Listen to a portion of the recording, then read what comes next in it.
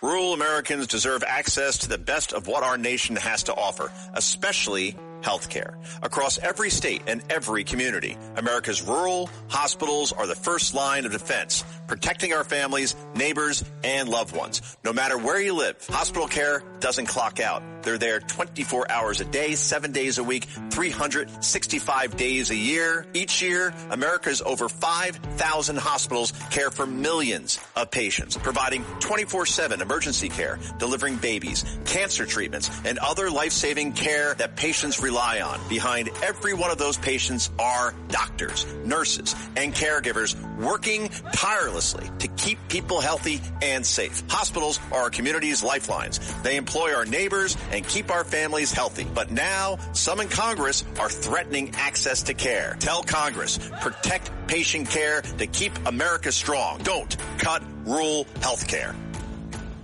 Excuse me! Taxi! This is the 77 WABC minicast. And you guys, let's continue the discussion. Who better than KT McFarland, former Deputy National Security Advisor under President Trump? KT, your thoughts, because we're seeing so much movement in the last 24 hours vis-a-vis Iran. What are your thoughts? Well, I would second what Sean said. I've been in the Situation Room with President Trump, and I've been in the Situation Room with 3 other presidents as well. The difference with President Trump is he will be presented with those options, just small, medium, and large, of kinetic action. But what he's very good at is saying, okay, and then what? Or what could go wrong? Or what if it's not as we anticipate? And that's usually where the decision-making process breaks down, is that he will be presented, most presidents are presented with 3 options and nobody thinks of the downside risk. President Trump always thinks of the downside risk. So I sure hope he's asking those questions. I'm sure he is. What I'm concerned with is you don't know where this goes. And like Sean was just telling you, this is not a one-off. And when I've been in the Nixon, Ford, Reagan administrations and the Reagan administration, we grappled with the idea of what do you do? We're now post-Vietnam. We saw how bad that forever war was.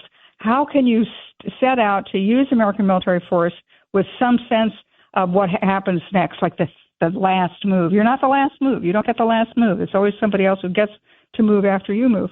And we had, they were called the Weinberger Principles of War, and I wrote the speech, and it was that you want to have a very clear objective. What are you trying to achieve?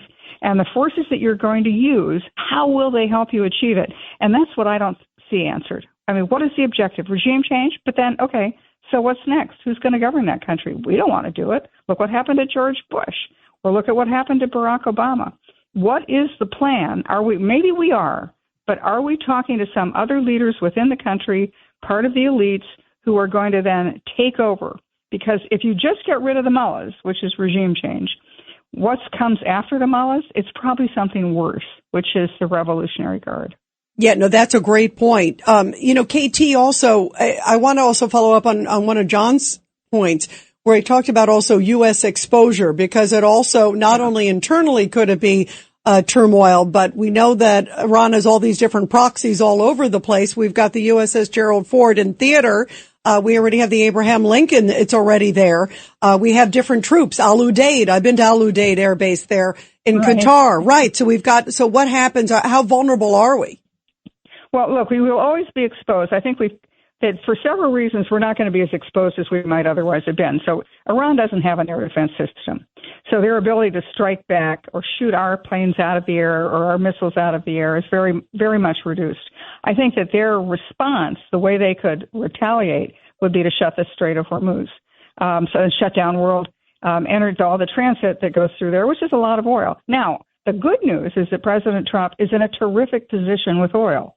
If you had tried to do something militarily 5 years ago, it would have thrown the world oil market into a frenzy, and it would have caused inflation, dislocation across a number of industries in a number of countries.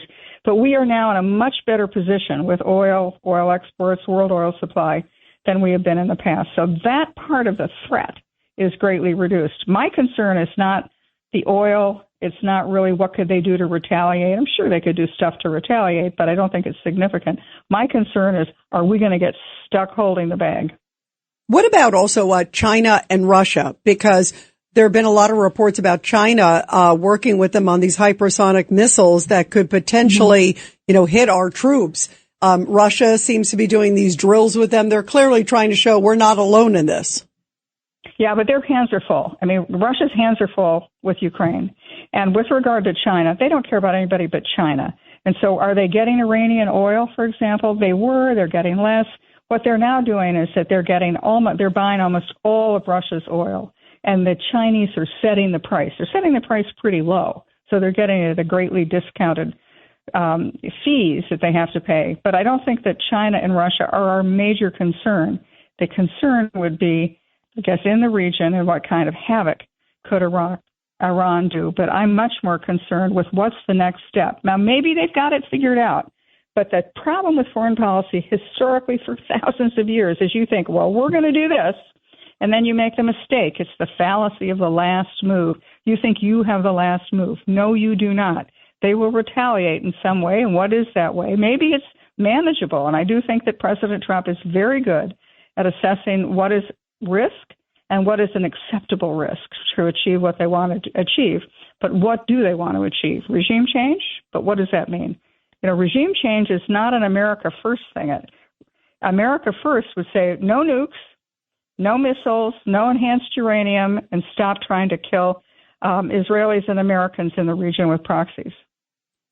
Judge Weinberg. KT, let me ask you this question. And if they don't have a so-called deal, whatever that deal is, what does Trump do? He can't sit by and let his red lines go into the ash can of history. He has to do something, doesn't he? Yeah, and the problem is you can't be on this high level of alert for a long time. It forces a decision within a shorter window of time. You can't 6 months from now be still at this high level of readiness and still trying to negotiate. Look, Trump has all the options, and he can decide what options he wants to accept. He could do a military option. He could do a limited military option. He could announce a deal and say, oh, this is a good deal, even if it's not a good deal. He could make that announcement. There are a number of things and because he has the military capability, he has the financial capability, has the ability to keep the Straits of Hormuz open. He has all the options. And my guess is that he probably hasn't made a final decision yet of go or don't go.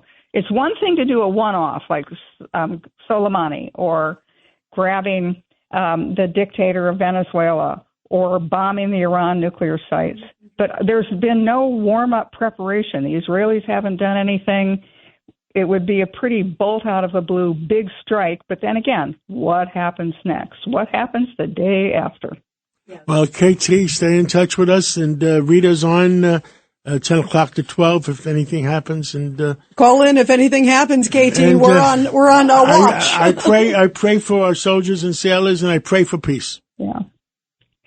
Well said. We all should be praying for peace, but praying for a good outcome of this. Yes. Yeah, absolutely. But the president said one item that's not negotiable is allowing a terrorist state, or in other words, a terrorist in charge of Iran right now, because the Persian people are wonderful people, to have nuclear weapons, because you can't trust them with nuclear weapons. Yeah, he's go ahead, KT. Yeah. The most dangerous country in the world cannot be allowed to have the most dangerous weapons. Exactly. And it's so funny, KT. That's what I was thinking during the State of the Union. He said they are the world's leader in terrorism, not just even within Iran, but around the world. And you cannot allow a monster to have a nuclear weapon. That is the bottom line. So we'll see where this goes. KT, thank you. It's a pleasure. Thank you. Thank you so much. Rural Americans deserve access to the best our nation has to offer, especially when it comes to healthcare. Across every state and every community, America's rural hospitals are the first line of defense, protecting our families, neighbors, and loved ones. No matter where you live, hospital care doesn't clock out. They're there 24 hours a day, 7 days a week, 365 days a year. Each year, America's over 5,000 hospitals care for millions of patients, providing 24/7 emergency care, delivering babies, cancer cancer treatments, and other life-saving care that patients rely on. Behind every one of those patients are doctors, nurses, and caregivers working tirelessly to keep people healthy and safe. Hospitals are our community's lifelines. They employ our neighbors and keep our families' health. But now, some in Congress are threatening access to care. Tell Congress, protect patient care to keep America strong. Don't cut rural health care.